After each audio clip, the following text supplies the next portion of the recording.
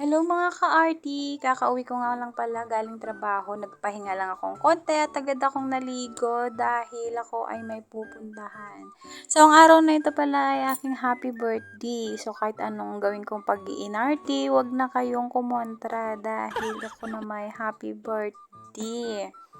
So, yun na nga, naggayak na ako dyan. Nakapagbihis na ako at suot ko na yung pangmalakasan kong short na stripe. So, tinanggal ko nga lang dyan yung aking sapatos dahil hindi naman ito nababagay sa aking pupuntahan. Namomroblema nga ako dyan, mga ka-arty, kung paano ko bibitbitin yung aking bag dahil sobrang busog niyan, bumubukas. Hindi ko maayos-ayos at alam nyo ba kung anong laman nito? Charan! Kanin!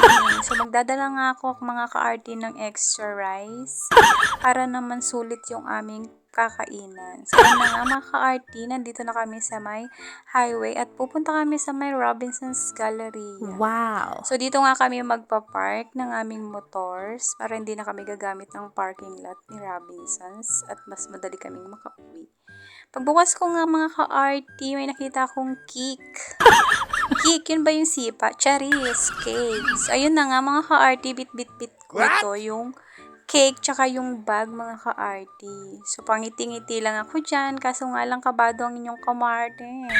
Kasi nga po, my God, baka po ipa-open pa sa akin yung aking bag. Makikita nila yung aking rices. Yes, promises. Sabi ko nga nung nakalagpas ako sa may guard.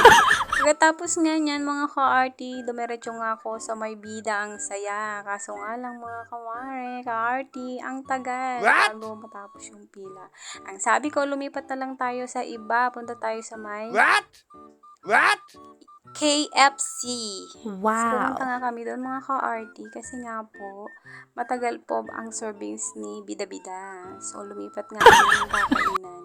So, bit-bit-bit-bit ko pa rin yung cake na binigay sa akin ng aking Diyosawa. At ako'y kakain mag-isa ng cake.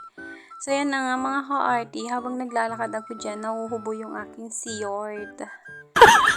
So, habang naglalakad ako dyan, dinedire-diretso ko yung salamin. Yung pala, may harang. Charis! Habang naglalakad nga kami dyan, ang sabi ko nga ay, ako nga pala ang inyong ka-arty, again and again and again.